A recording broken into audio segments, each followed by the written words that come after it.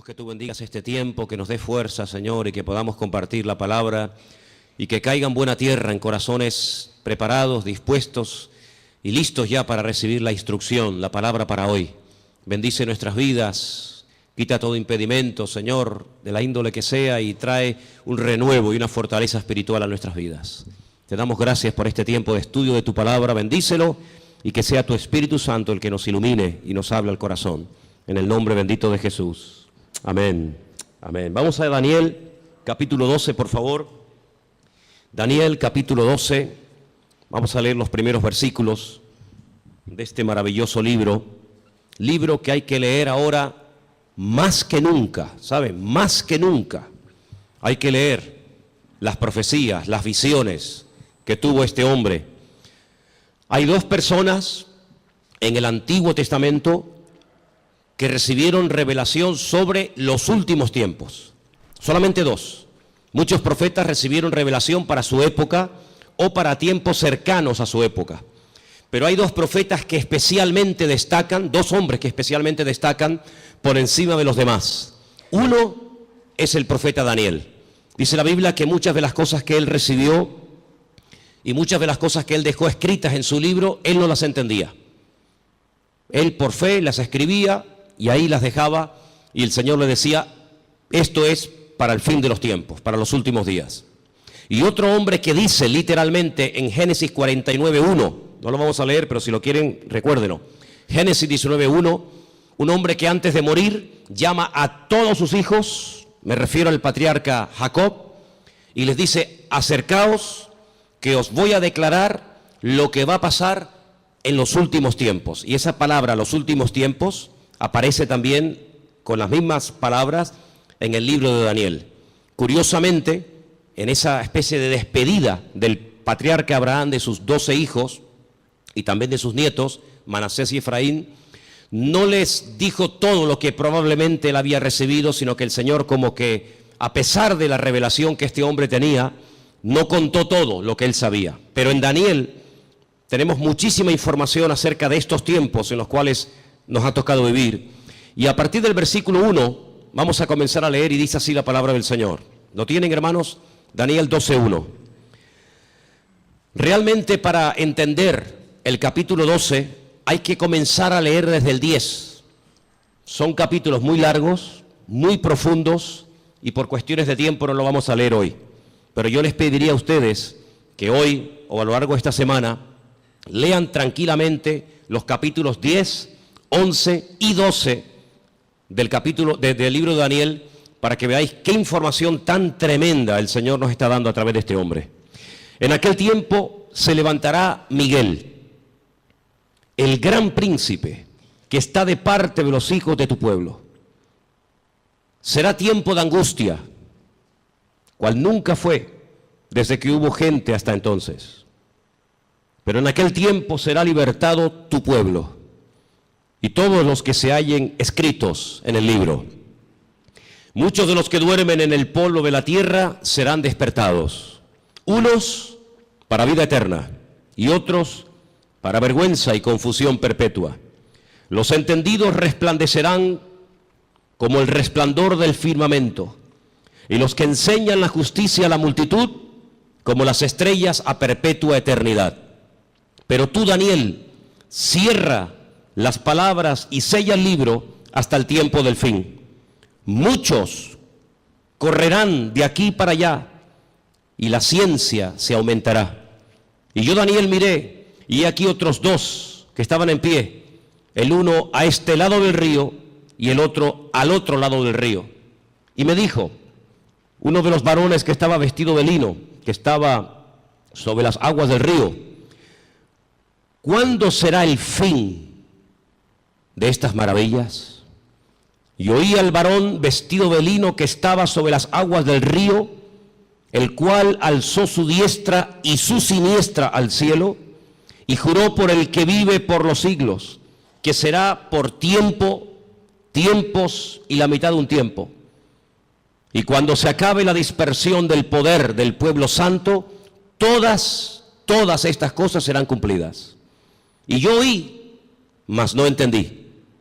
Y dije, Señor mío, ¿cuál será el fin de estas cosas?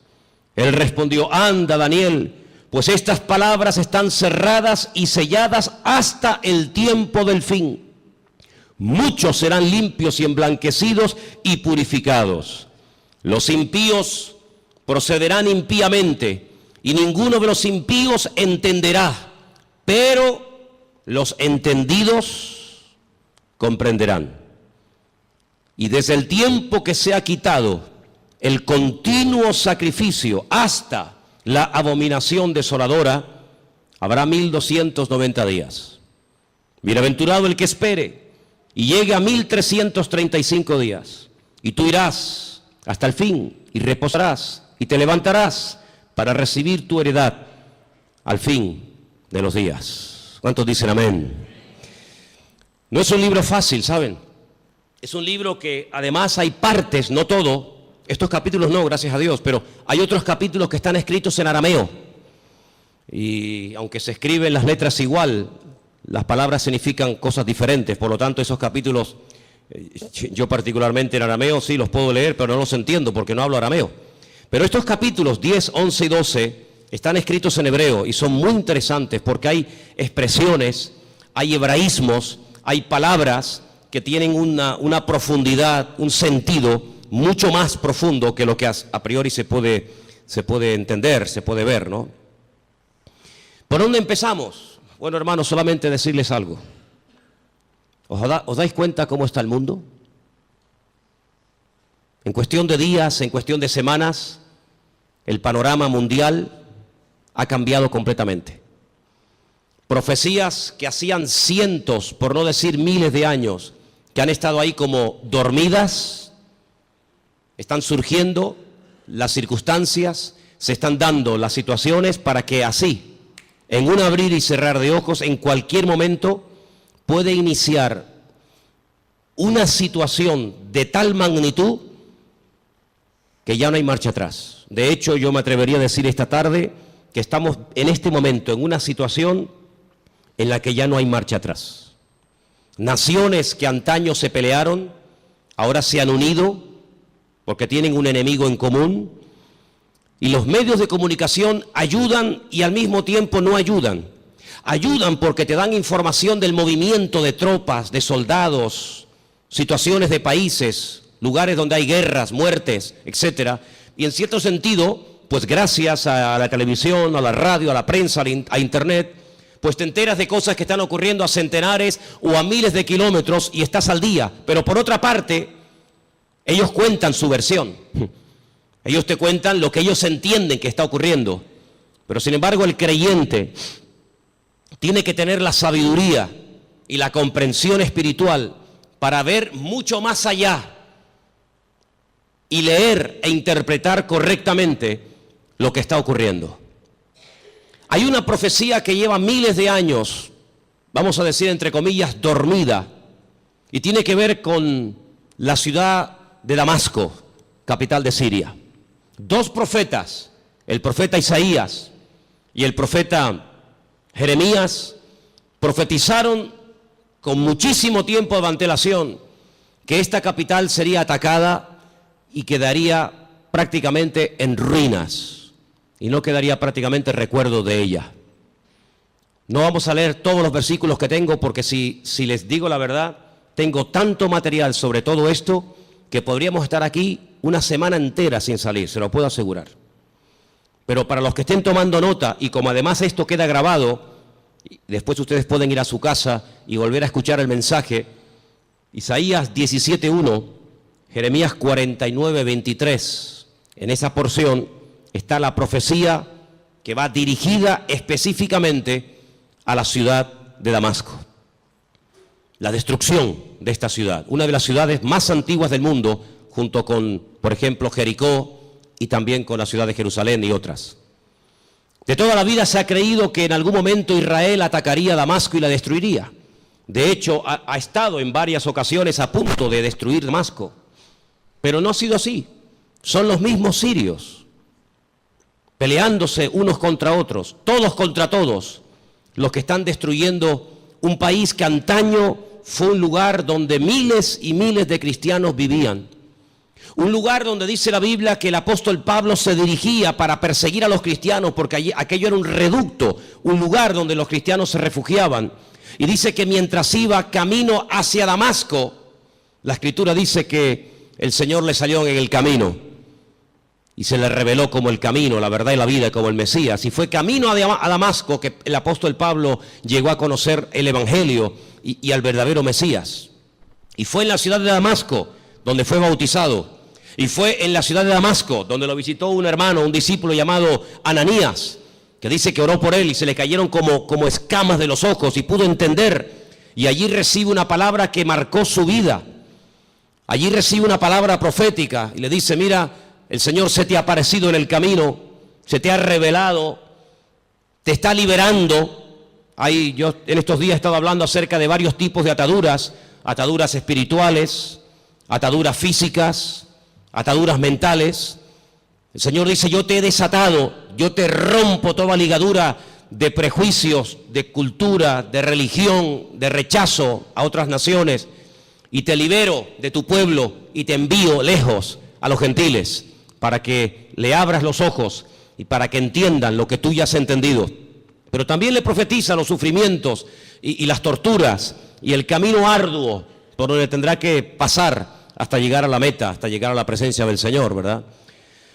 Y estamos viendo cómo en Siria ya sinceramente todas las cifras se quedan cortas, porque ¿quién realmente sabe cuánta gente ha muerto, cuántos están muriendo, cuántos van a terminar de morir en el país de Siria, un país que está en el norte de Israel, que lo separa, digamos, esa frontera natural llamada los Altos del Golán, esa especie de balcón donde allí se encuentra el famoso Monte Hermón, ¿verdad?, del cual habla el Salmo 133, ¿verdad? Mirad cuán bueno y cuán delicioso es los hermanos juntos en armonía, y ahí habla de ese hermoso monte. Bueno, pues en ese país están peleando, como dije, todos contra todos. Ahora, para entender un poco lo que está ocurriendo, hay una serie de palabras que prácticamente a diario se escuchan en la televisión y muchas veces la gente no sabe de lo que se está hablando. El mundo del Islam está dividido fundamentalmente en dos grandes fracciones. Hay algunos grupitos de los cuales no vamos a hablar, pero el mundo del Islam está dividido en dos grandes partes. Casi con más de un 80% están los suníes y con un 13% están los chiíes. Y de esto oímos hablar mucho a diario, ¿verdad? Los suníes, los chiíes. Y aunque hay países donde están todos juntos, pero hay después otros países que son mayoría suníes o mayoría chiíes. Por ejemplo, los países donde son mayoría los suníes, con más del 80%, es Arabia Saudita, donde se encuentra la Meca, Kuwait, los Emiratos Árabes, Jordania, Egipto, Pakistán, Afganistán, Yemen y otros más. Los países con mayoría chií, Irán, Persia, como lo llama la Biblia a la cabeza, parte de Irán, Líbano. Decir Siria, pues es un poco complicado, porque en Siria están ahí todos contra todos, Azerbaiyán, Bahrein. Cada uno de estos grupos, todos creen en el profeta Mahoma, todos leen el mismo libro, el Corán, pero hay grandes diferencias entre unos y otros. Daré algunas pinceladas para que nos situemos y sepamos de lo que estamos hablando y por qué se matan y por qué se odian tanto los suníes y los chiíes. En cada uno de estos bandos, por decirlo de alguna manera, o de estas fracciones, hay diferentes grupos armados que pelean contra los otros. Por ejemplo, el grupo terrorista más famoso de los chiíes es sin lugar a dudas Hezbollah, que son los que están ahí en el norte, en los Altos del Golán, y que en algunas ocasiones han atacado a Israel, e Israel también les ha atacado. Así que Hezbollah es un grupo mayoritariamente chií que está financiado por Irán. Pero luego en el otro bando, en la parte de los suníes, tenemos al famoso grupo Al-Qaeda, responsables de las famosas Torres Gemelas, tenemos a los talibanes, tenemos al famoso Estado Islámico, ISIS, a los hermanos musulmanes que ganaron y después fueron derrocados en Egipto, y tenemos al grupo Hamas. Hamas significa violencia y es el grupo que en este momento está liberando la franja de Gaza, allí al sur de Israel. ¿Por qué se llevan tan mal los chiíes y los suníes? A la muerte del profeta Mahoma, su yerno, que a la vez era su primo, llamado Alí, fue el que ocupó el lugar del profeta Mahoma. Sin embargo, en el grupo de los suníes, su suegro, que fue el que recopiló todas las cosas acerca del Corán, que era de la misma tribu que Mahoma, Abu Bakr, era el que tomó el liderazgo del Islam. La palabra suní viene de la palabra árabe suma, que significa código de conducta. Ellos creen en los ulemas, que son los doctores, los teólogos del Corán, y son los únicos que pueden, digamos, interpretar lo que dice el Corán, los textos del Corán. Por otro lado, los chiíes tienen a los famosos ayatolás, y ellos lo que hacen es que unen la política y la religión, y hay ahí una lucha, porque los suníes dicen que entre Alá y el hombre no puede haber ningún tipo de intermediarios, no se puede adorar a nadie más que a Alá, ¿sí? Pero sin embargo los chiíes, aunque también adoran a Alá y creen en el Corán, y van a la Meca en peregrinación. De hecho, sabéis, la última peregrinación ha sido, como todos los años, catastrófica. Han muerto casi 800 chiíes, la mayoría de ellos procedentes de Irán y de otros países chiitas.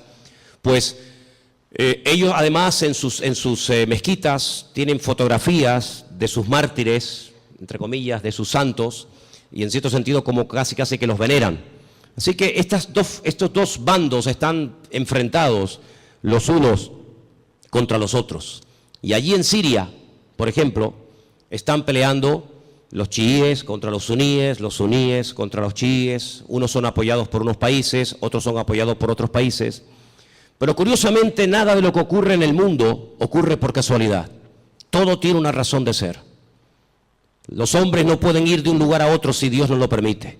Las naciones no pueden dejar sus territorios y abarcar o conquistar otros territorios si Dios no lo permite.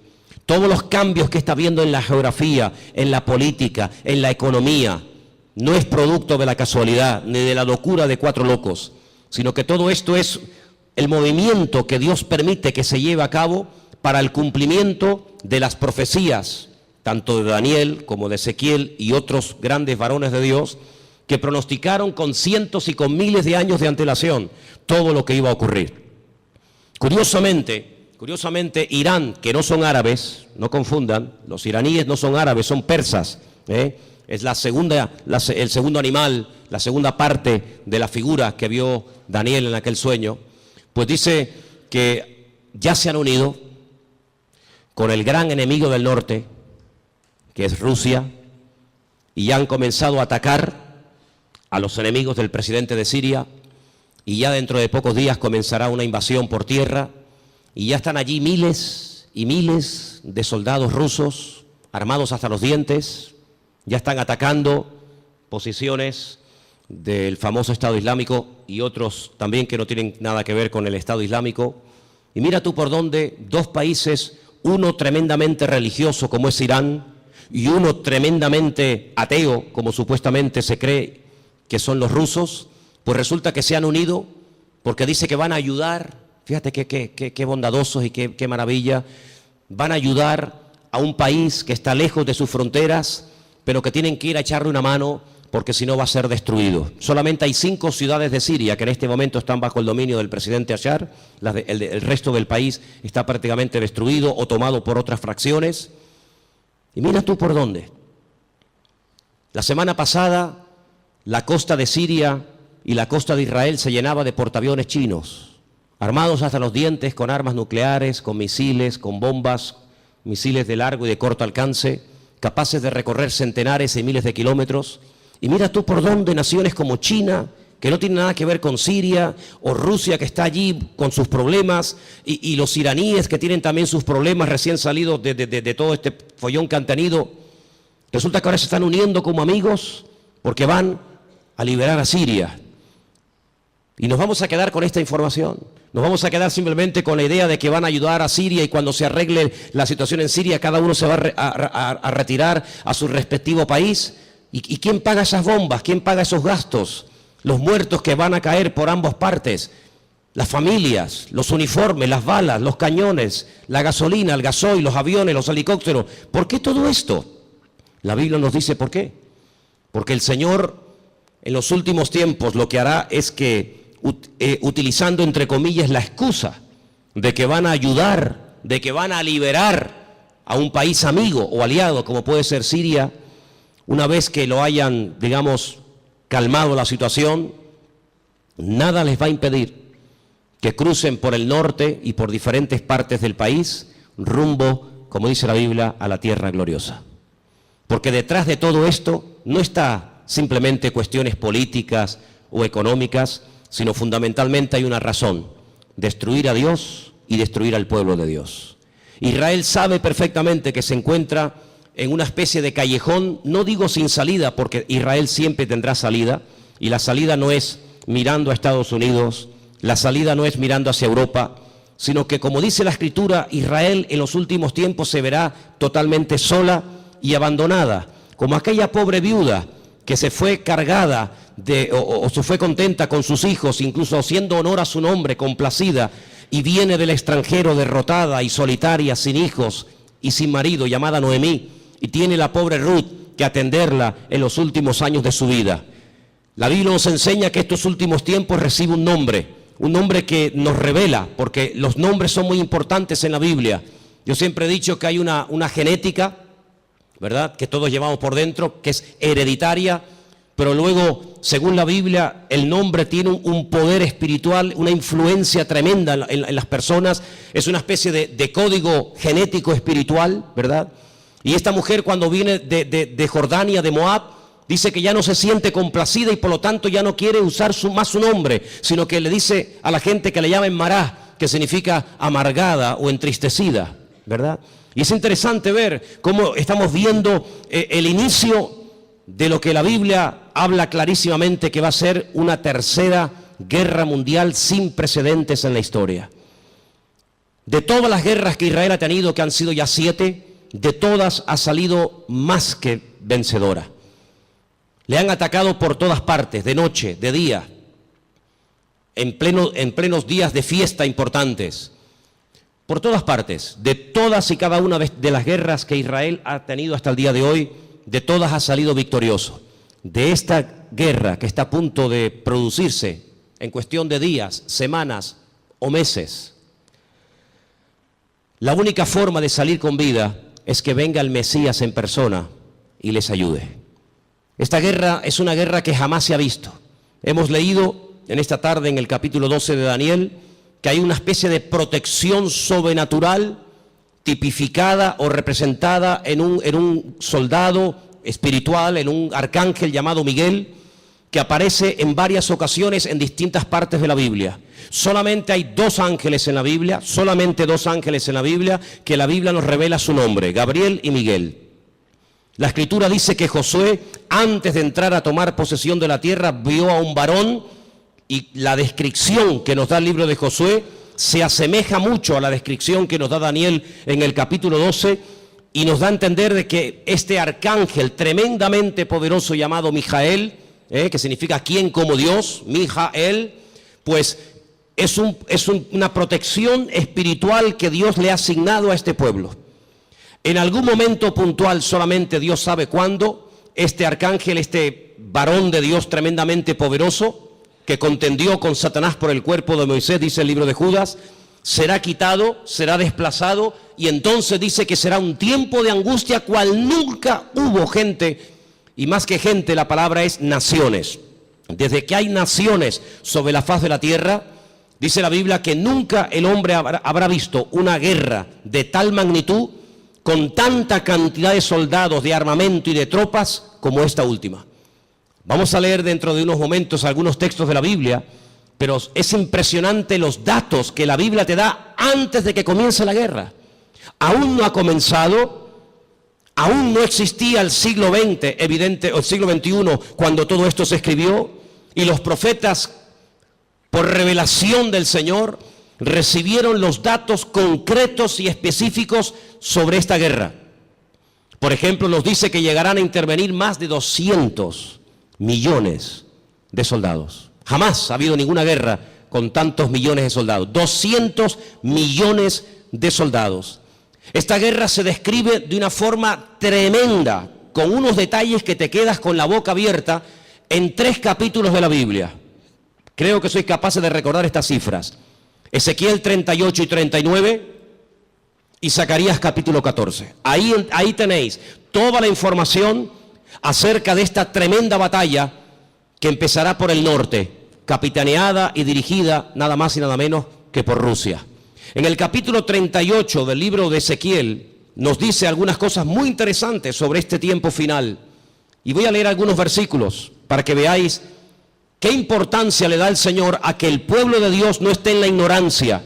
Hay gente que está muy distraída, muy sumergida en sus problemas, muy metidos en sus cuestiones y se olvidan de que el Señor en su palabra nos dice que tenemos que levantar la vista y darnos cuenta de que nuestra redención está cercana.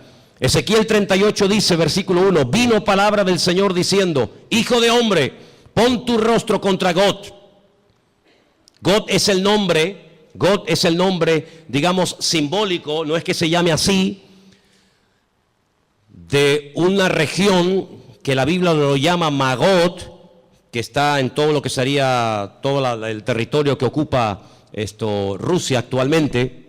Y fijaros que hay dos nombres de hombres, solamente dos hombres de hombres, que curiosamente tanto en español como en hebreo empiezan y terminan con la misma letra. Uno es el nombre David. David empieza con una letra llamada Dalet y termina con otra letra llamada Dalet.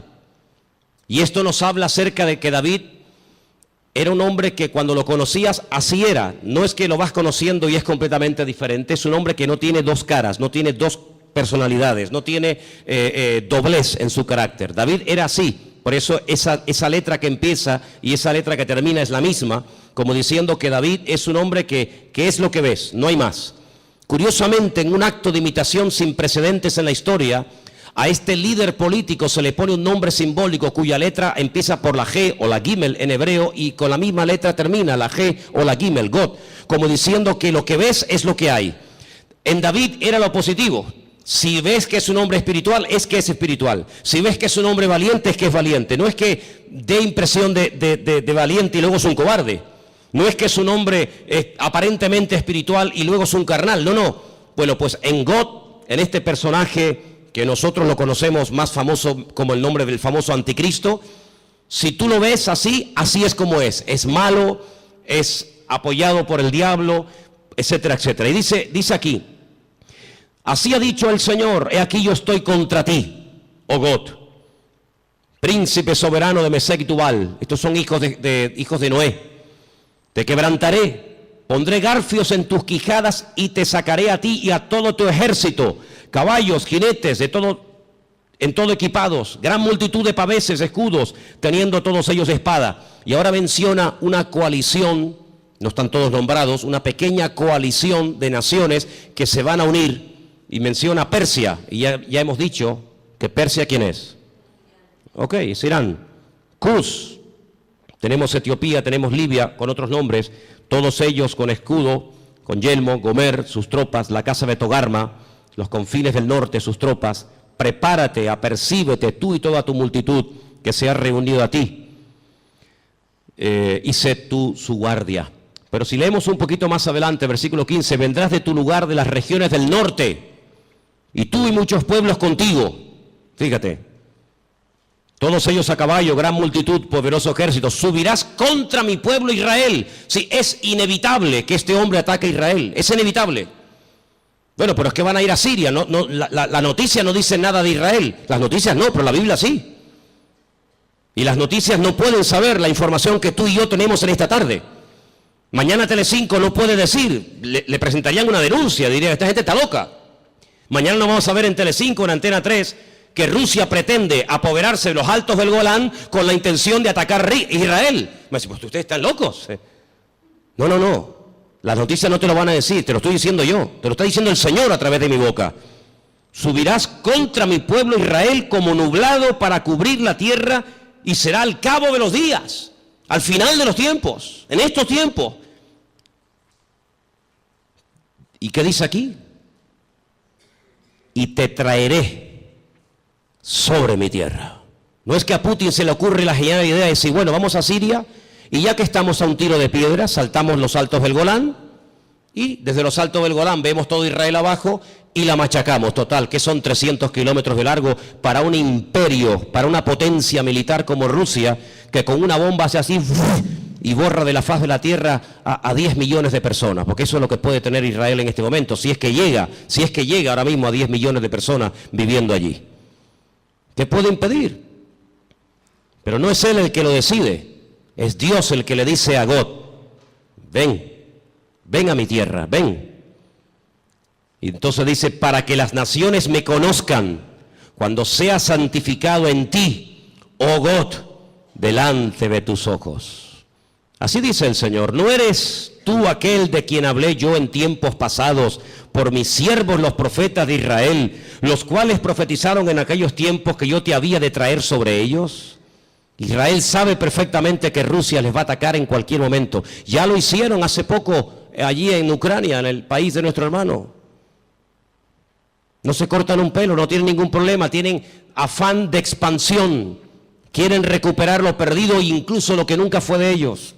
No atacaron en un momento determinado un país que no tenía nada que ver con Rusia, como fue Afganistán.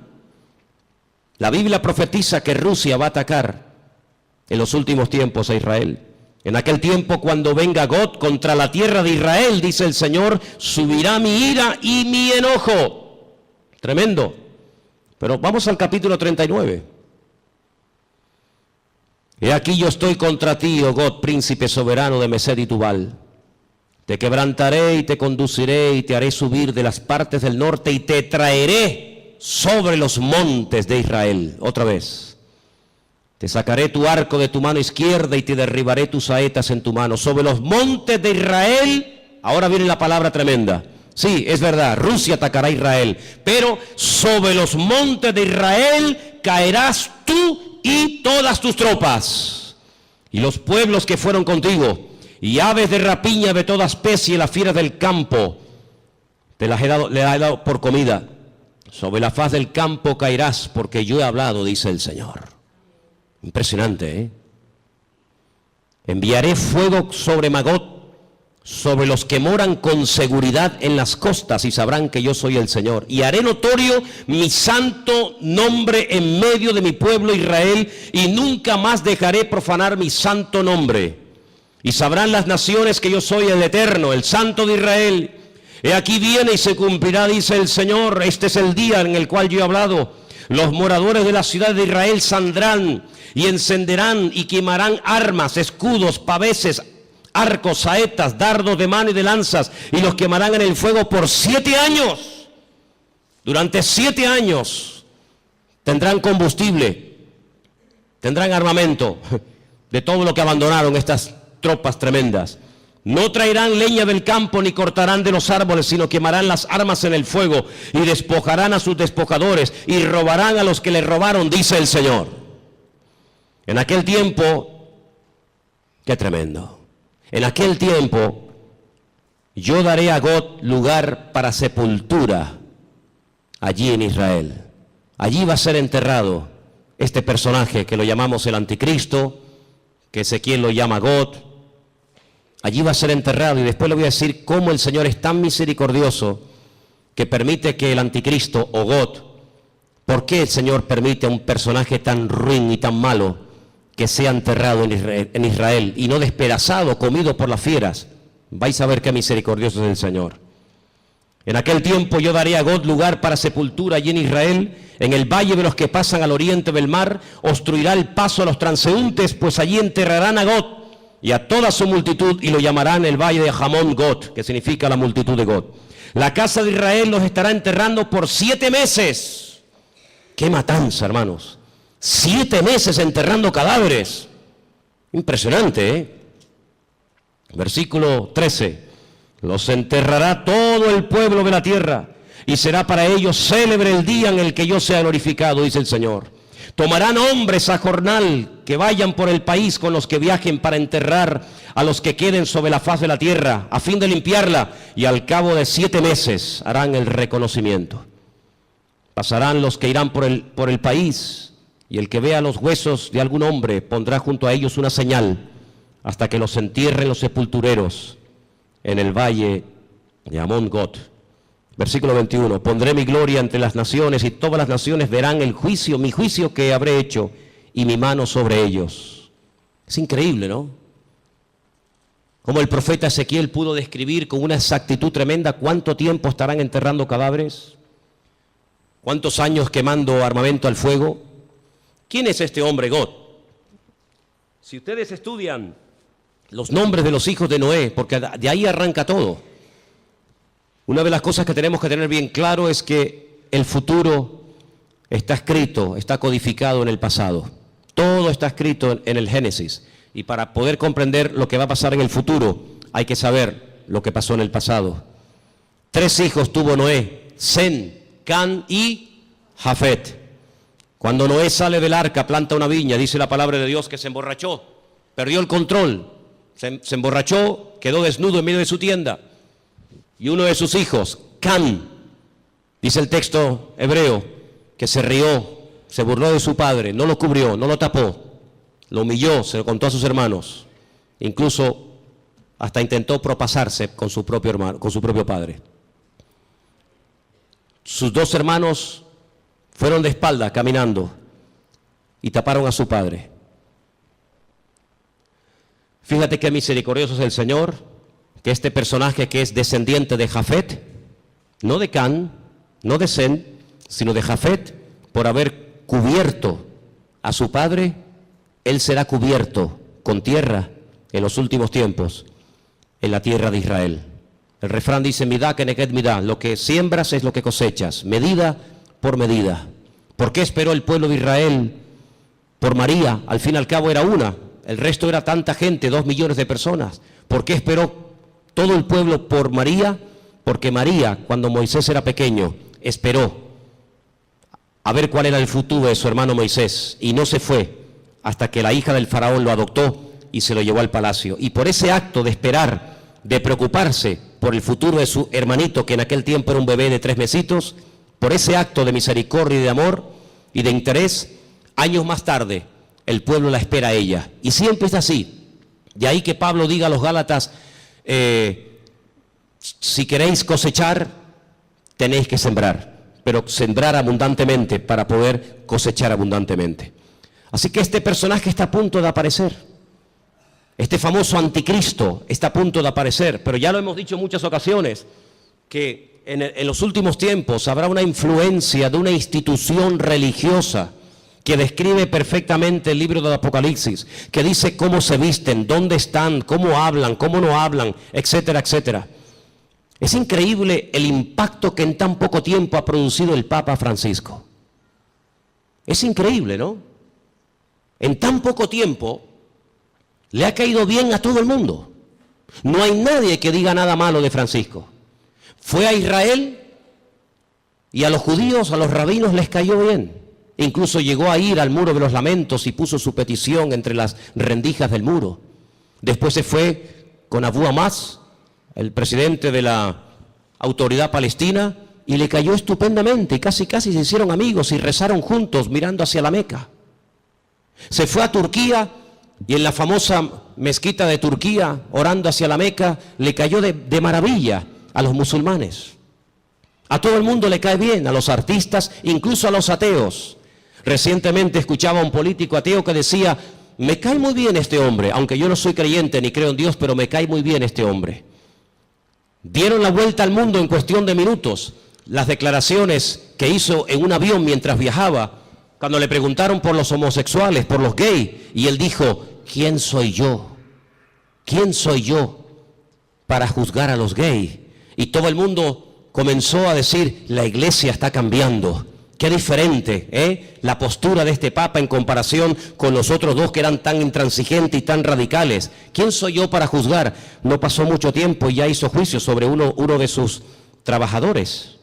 Ayer un sacerdote, dice él, que salió del armario porque Dios así se lo había pedido y así lo había querido, y fulminantemente fue destituido, ¿no? Qué contradicción con las declaraciones del avión, ¿no? Pero en los últimos tiempos la Biblia nos enseña que habrá una especie de religión que le va a caer bien a todo el mundo. Será capaz de ir con los musulmanes, con los judíos, con los cristianos. Dicho sea de paso, hace muy poco tiempo este Papa se fue por primera vez en toda la historia con un pastor muy conocido por nosotros a una iglesia evangélica en la ciudad de Caserta, en Italia, donde yo estuve ahora hace unos días. Estuvo con un montón de pastores que vinieron de Argentina, puesto que el Papa es argentino, y allí tuvieron un culto donde él estuvo como uno más. Hicieron un tiempito de oración, y él hizo una oración incluso, y todos participaron, y se sacaron fotografías, y todo el mundo, qué contento, ¿verdad? La Biblia nos enseña que las rameras son capaces de irse con gente mayor y con gente joven. Las rameras son capaces de irse con gente sin dientes y con gente con dentadura perfecta. Las prostitutas son capaces de trabajar de día o de noche, y lo mismo le da a irse con un blanco, con un negro, con un rico, con un pobre, con un cristiano, con un ateo, con un satánico, le da igual, porque ese es su trabajo, llevarse bien con todo el mundo para sacarle lo que ella quiera a cambio. Y la palabra de Dios nos enseña que en los últimos tiempos la política y la religión se casarán y se unirán. Qué tremendo los lugares y las conversaciones que últimamente está manteniendo el Papa y muchos políticos viajando de un lugar para otro. Todo está preparado. Y hermanos, esto no ha hecho más que empezar, pero en cualquier momento salta la chispa. Y lo que tenemos que preguntarnos todos y cada uno de nosotros, ¿qué mensaje nos está dando el Señor? Yo vengo diciendo hace mucho tiempo que Dios está hablando y hablando y hablando y hablando. El problema no es que Dios no hable, el problema es que hay muchos que no le entienden, o si le entienden se hacen los distraídos. Dije hace unas semanas atrás que Dios no solamente habla a través de la palabra, claro, lo sabemos. El que lee la Biblia está leyendo la palabra de Dios, el SMS de Dios, el WhatsApp de Dios, y sabe perfectamente lo que Dios quiere y lo que Dios no quiere. Pero ¿y los que no leen la Biblia? El que no le interesa o no quiere, o dice él que no entiende la Biblia, pues Dios también le está hablando a toda la humanidad. Quiero que vengan conmigo a Génesis 1, capítulo 14, para que os des cuenta algo tremendo que el Señor dijo en un principio. Allí está, en el Génesis 1, 14. Dio una señal, dio un mensaje muy interesante. Y vamos a leerlo en esta tarde. Dice así, Génesis 1, 14. ¿Lo tienen, hermanos? Tengo esta página de la Biblia prácticamente destrozada, entonces espero leerla bien porque la tengo toda pegada. Creo que dice algo así como: y dijo Dios, haya lumbreras en la expansión de los cielos para separar el día de la noche y sirvan de señales para las estaciones. Ahora ya no tengo ese trocito que dice para días y años. Ok, ahí está. ¿Qué es lo que será? Lo mismo que fue. Cuando estudiamos hace unas semanas atrás el Salmo 19, yo dije que el Salmo 19 dice literalmente: los cielos cuentan la gloria de Dios y el firmamento anuncia la obra de sus manos. Un día emite palabra o información a otro día, de tal manera que hay personas paganas, no creyentes, que a lo largo de la historia, incluso hasta en estos tiempos, fíjate lo que te digo, observando no las profecías de la Biblia, sino observando el cielo, el firmamento, llegan a conclusiones tremendas. Quiero decirles que en un momento puntual de la historia de la humanidad, el Señor utilizó el astro rey, el sol, la luna y las estrellas para darle un mensaje profético a uno de sus hijos llamado José. ¿Lo habéis olvidado? Dice que él vio al sol, a la luna y a las estrellas que se postraban delante de él. Y Jacob, cuando oye el sueño de su hijo, él entiende perfectamente lo que le está diciendo. El sol es el padre, la luna es la madre y las estrellas son sus hermanos. Curiosamente, las estrellas, los hermanos, llegaron antes que el sol a Egipto, porque siempre es así: primero es la noche y luego es el día. No primero el día y después la noche. Primero había tinieblas y después vino la luz. La tiniebla siempre precede a la luz. Pero fíjate qué curioso, los magos de Oriente, que no sabemos realmente de dónde eran, si eran judíos, si no eran judíos, sabían perfectamente el lugar y el día en el que había nacido el Mesías, porque interpretaron que aquellas estrellas que tenían nombre, la estrella Sadik, la estrella Jamelec, etcétera, se habían alineado, y ellos sabían perfectamente que tenían que ponerse en marcha para llegar a donde, a Belén de Judea, porque allí era donde había nacido el Mesías. Y es que el Señor, en el versículo 14 de Génesis 1 que hemos leído, dice que cuando Él creó el sol, cuando Él creó la luna y Él creó las estrellas, no solamente las creó, número uno, para separar, para hacer diferencia entre el día y la noche, no, sino que dice que las creó para las estaciones. Y la palabra estaciones es la palabra hebrea modín, Y la palabra modín, ¿sabe lo que significa? Fiestas. Es la misma palabra que se emplea en Levítico cuando dice, recuerden las fiestas del Señor. ¿Cuándo tienen que ir? ¿Cuándo no tienen que ir? ¿Cuándo tienen que ponerse en marcha? ¿Cuándo no tienen que ponerse en marcha? En otras palabras, cuando ustedes vean los cielos, ustedes podrán discernir en qué tiempo de su relación con Dios ustedes se encuentran. Es muy importante que tú, hermano y hermana que me escuchas en esta noche, te preguntes dónde me encuentro ahora mismo en mi camino, en mi relación con Dios. ¿Estoy más cerca? ¿Estoy más lejos? ¿En qué punto me encuentro? Porque el tiempo marca la circunstancia y la circunstancia marca el tiempo. Jesús le dijo, ustedes olvídense de ver señales. Esta generación, como es una generación mala, perversa y adúltera, no se le ha permitido ver señales como a otras se les permitió. Ustedes solamente podrán ver una señal, solamente una, y la van a ver, y se llama la señal del profeta Jonás.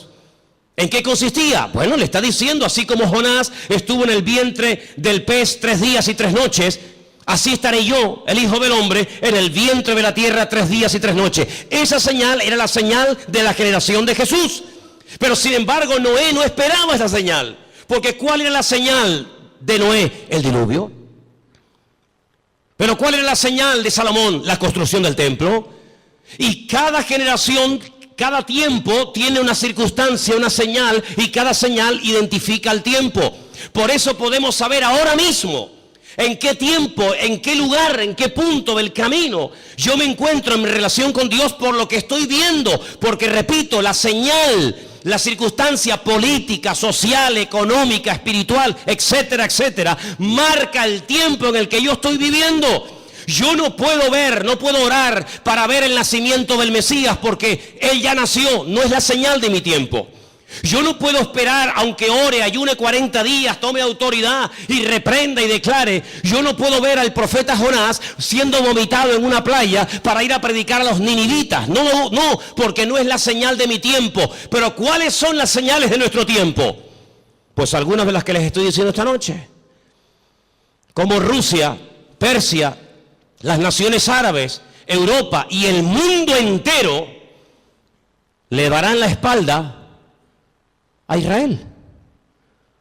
Y ustedes dicen, pero ¿cómo es posible que todos? Es que no hay ni uno. No hay ni uno que apoye a Israel. Dice, bueno, los americanos, ya no es como antes. Ya no es como antes. Israel se verá más sola que la una. Y solamente podrá mirar en una sola dirección, hacia arriba. Al Señor tu Dios adorarás y a Él solo servirás. Era como la señal profética en el arca de Noé. El arca de Noé no eran balcones como estos cruceros hermosos que abres la ventana de tu habitación y sales a una terraza. No, el arca de Noé no tenía ventana, no tenía ojo de buey, tenía una sola ventana arriba. No podían mirar a derecha, izquierda, delante, detrás, no. El arca de Noé no tenía timón, porque no había que dirigirla a ninguna parte, Dios la dirigía. Y si querías mirar a algo, a una dirección, si era de día o de noche, arriba, nada más que arriba. Y eso es lo que el Señor quiere que nosotros hagamos, que solamente mires arriba. ¿Y quién está arriba? El Señor, Dios Todopoderoso, nuestro Señor, Rey de Reyes y Señor de Señores, no solamente a Él. Y por eso, amados hermanos, esta es la señal de nuestro tiempo. ¿Qué pinta Rusia en Siria? ¿Qué pinta Irán? Que el objetivo no es Siria. Que el objetivo no es llegar y controlar a ISIS y fulminarlo, que no. Que si hubieran querido fulminar a esto, ya lo hubieran hecho hace mucho tiempo. Si Rusia, si Estados Unidos quisiera arreglar el problema de Siria, de los yihadistas, ya lo hubieran hecho. No hay problema en eso. No lanzó una bomba Estados Unidos sobre una ciudad japonesa llamada Hiroshima y se cargó a más de 500,000 de personas así. Y no lanzó otra sobre Nagasaki y en cuestión de segundos hizo, la borró de la faz de la tierra. Que el problema no está en que no se pueda contra ellos, sí se puede contra ellos. El tema es que cada pieza tiene que encajar en el puzzle del Señor. Y el Señor ha puesto a esta gente allí. Una cosa increíble que un musulmán dinamite una mezquita o ataque a otro musulmán, es una cosa increíble. Que le prenda fuego a un cuerpo de un hermano musulmán es una cosa inconcebible dentro del Islam, porque el Islam no es eso. Pero con esa excusa las potencias se están uniendo, pero no se dan cuenta de que es el Señor el que les está diciendo, vengan, vengan. Y al final dice que el Señor los llevará a un gran valle, y quiero leer y terminar con esto porque les digo, tengo material para estar aquí un año, pero en Zacarías capítulo 14, y después la última porción la leeremos en Joel, es el Señor el que le dice a las naciones, vengan que yo les voy a juzgar en el valle de la decisión, valle de Josafat. Zacarías capítulo 14, ¿lo tienen, hermanos? ¿Sí? Dice así la palabra del Señor. He aquí el día del Señor. Viene y en medio de ti serán repartidos los despojos, porque yo reuniré a todas las naciones para combatir contra Jerusalén. Es el Señor el que permite que vayan a hacer guerra contra Jerusalén. No es una mente loca o sádica o fanática. Es el Señor. La ciudad será tomada, las casas serán saqueadas y violadas las mujeres. La mitad de la ciudad irá en cautiverio, mas el resto del pueblo no será cortado de la ciudad. Después saldrá el Señor y peleará con aquellas naciones como peleó en el día de la batalla. Se afirmarán sus pies en aquel día sobre el monte de los olivos, que está enfrente de Jerusalén al oriente.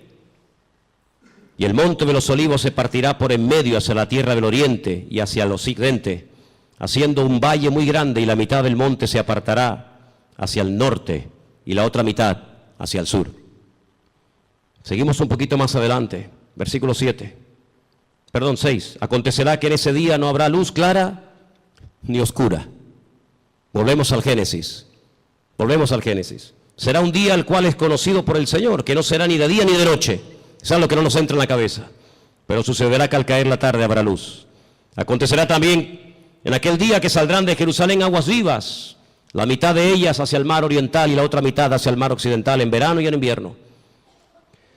Y el Señor será el rey sobre toda la tierra, y en aquel día el Señor será uno, y uno será su nombre. Vamos a ir al versículo 12.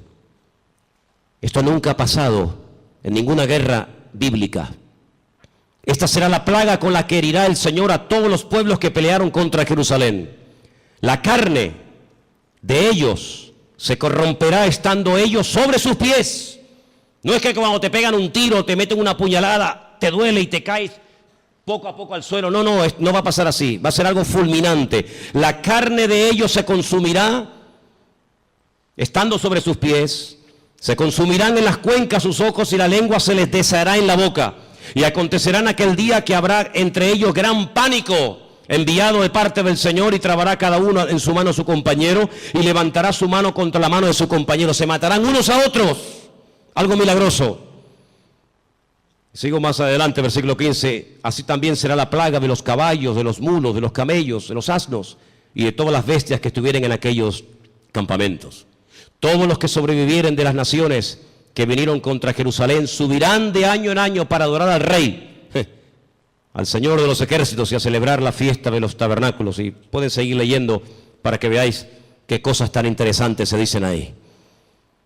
Aquí predice la Biblia que las armas químicas, bacteriológicas y nucleares se van a usar, hermanos. No te quepa la menor duda. Estando de pie, se desmigajan, desaparecen como si fueran polvo, como si fueran ceniza. Así describe el profeta Zacarías la muerte de la gente en esta batalla, en el valle de Josafat, valle de Megido. Napoleón, cuando llegó a Israel, visitó el valle de Josafat o el valle de Megido y dijo: este valle está preparado para librar una gran batalla. Y efectivamente en ese lugar dice el Señor que es como una olla, como un lagar. El Señor entrará allí en juicio con todas las naciones, 200 millones de soldados, tierra, mar, aire, por todas partes, árabes, europeos, de todas las partes del mundo, peleando por conquistar Israel, por arrasar de la faz de la tierra a este pueblo, por conquistar Jerusalén y por decir: hemos ganado, hemos vencido, hemos humillado al Dios de Jacob, al Dios de Isaac y al Dios de Abraham. ¿Qué les parece? Ya no es una guerra contra hermanos, ya no es una guerra con una familia, ya no es una guerra contra otro país, ya es una guerra contra el mismísimo Dios. Cargarse a Dios, borrar a Dios de la faz de la tierra. Pero hay una señal que está apareciendo en los últimos tiempos, y te la dejo ahí para que medites en ella.